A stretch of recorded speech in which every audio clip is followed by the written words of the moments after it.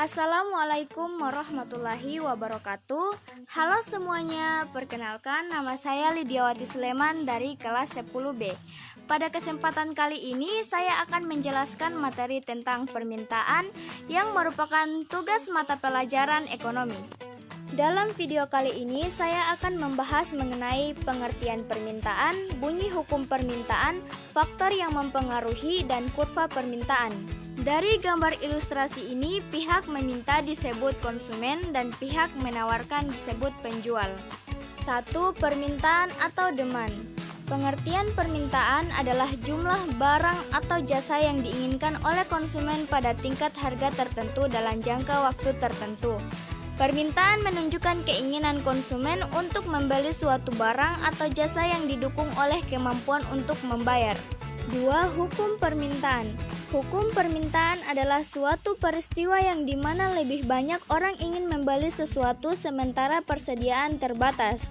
Harga barang itu akan ditawar lebih tinggi. Jumlah barang yang diminta oleh konsumen berbanding terbalik dengan harga barang yang ditawarkan oleh produsen. Atau jika harga barang naik, maka permintaan turun. Jika harga barang turun, maka permintaan naik. 3.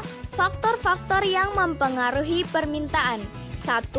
Harga barang itu sendiri. Harga mengalami kenaikan, maka permintaan akan turun. Sebaliknya, bila harga barang turun, maka permintaan akan mengalami kenaikan. Contohnya, ketika harga suatu barang mengalami kenaikan, permintaan terhadap barang tersebut cenderung menurun karena konsumen mencari alternatif yang lebih murah atau mengurangi konsumsinya. Sebaliknya, jika harga barang tersebut turun, permintaan biasanya meningkat karena konsumen merasa lebih mampu membeli atau terdorong untuk membeli dalam jumlah lebih banyak.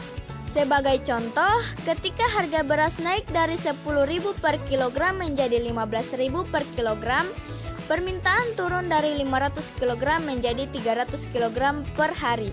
Namun, jika harga beras turun menjadi 8.000 per kilogram, permintaan meningkat menjadi 700 kg per hari. Hal ini menunjukkan adanya hubungan terbalik antara harga barang itu sendiri dengan jumlah permintaan. Faktor yang kedua yaitu barang substitusi atau pengganti. Suatu barang dinamakan barang substitusi terhadap barang lain apabila dapat menggantikan fungsi dari barang lain tersebut. Harga substitusi dapat memengaruhi permintaan barang yang dapat digantikannya. Contohnya, nasi dan jagung merupakan barang substitusi. Jika harga nasi naik signifikan, banyak konsumen akan beralih membeli jagung sebagai alternatif yang lebih terjangkau, sehingga permintaan jagung meningkat. Sebaliknya, jika harga nasi turun, konsumen cenderung kembali membeli nasi, dan permintaan jagung menurun. Hal ini menunjukkan bahwa hubungan antara barang substitusi bersifat saling memengaruhi, di mana perubahan harga salah satu barang akan berdampak pada permintaan barang substitusinya. Faktor yang ketiga yaitu barang komplementer. Barang yang memiliki hubungan erat satu sama lainnya atau saling melengkapi. Barang-barang ini biasanya digunakan atau dikonsumsi bersama-sama. Jika salah satu barang tidak ada, maka barang lainnya akan mengalami penurunan fungsi, manfaat, dan nilai guna. Contohnya, mobil dan bahan bakar adalah barang komplementer. Jika harga bahan bakar naik, biaya penggunaan mobil menjadi lebih mahal, sehingga permintaan terhadap mobil dapat menurun. Sebaliknya, jika harga bahan bakar turun, biaya operasional mobil menjadi lebih terjangkau dan permintaan terhadap mobil cenderung meningkat. Hubungan ini menunjukkan bahwa barang komplementer memiliki keterkaitan erat, di mana keberadaan atau harga salah satu barang memengaruhi konsumsi barang lainnya. Faktor yang keempat yaitu pendapatan konsumen. Kecenderungan orang bila pendapatannya bertambah, permintaannya akan bertambah pula, entah itu barang yang sering dibelinya atau jenis barang baru. Hal ini berlaku untuk barang normal, bahwa terjadi korelasi positif antara pendapatan dengan permintaan barang. Contohnya, seseorang yang sebelumnya hanya membeli sepeda karena keterbatasan pendapatan, setelah pendapatannya meningkat, mungkin memutuskan untuk membeli sepeda motor sebagai alat transportasi yang lebih nyaman. Selain itu, konsumen dengan pendapatan lebih tinggi juga cenderung meningkatkan frekuensi pembelian barang seperti pakaian bermerek atau makanan di restoran. Hal ini menunjukkan bahwa kenaikan pendapatan dapat meningkatkan permintaan terhadap barang normal. Faktor yang kelima adalah selera konsumen. Selera atau cita rasa masyarakat dapat memengaruhi tinggi rendahnya permintaan terhadap suatu barang. Contohnya, ketika tren makanan sehat semakin populer, permintaan terhadap makanan organik seperti sayuran organik atau susu almond meningkat drastis, meskipun harganya lebih tinggi dibandingkan produk biasa. Sebaliknya, jika tren tersebut berubah dan masyarakat lebih tertarik pada makanan cepat saji, permintaan terhadap makanan organik dapat menurun.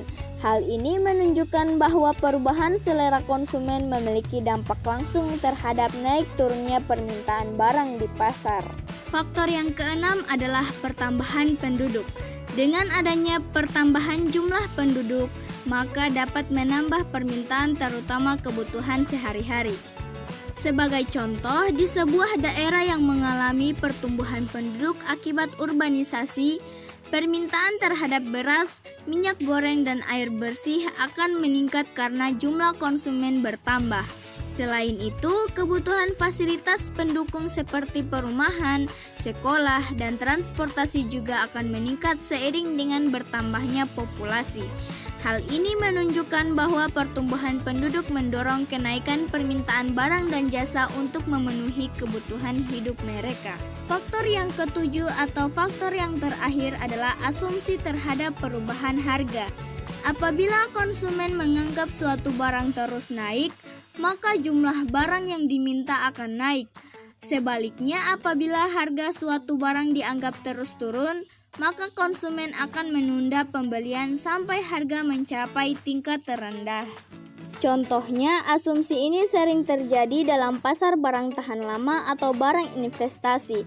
Misalnya, dalam kasus properti, jika konsumen yakin harga rumah akan terus naik, mereka cenderung segera membeli rumah untuk menghindari harga yang lebih tinggi di masa depan. Sebaliknya, jika konsumen percaya bahwa harga barang elektronik seperti ponsel akan turun karena peluncuran model baru, mereka mungkin menunda pembelian hingga harga mencapai tingkat yang mereka anggap paling rendah. 4. Kurva permintaan. Kurva yang menghubungkan titik potong antara harga barang atau sumbu Y dan jumlah barang yang diminta atau sumbu X. Berikut ini adalah kurva permintaan yang menunjukkan hubungan antara harga barang dan jumlah barang yang diminta. Kurva ini memiliki gradien negatif, mencerminkan bahwa semakin tinggi harga barang, semakin rendah jumlah barang yang diminta. Jika ada perubahan atau tambahan pada grafik. Terima kasih atas perhatian Anda selama video ini.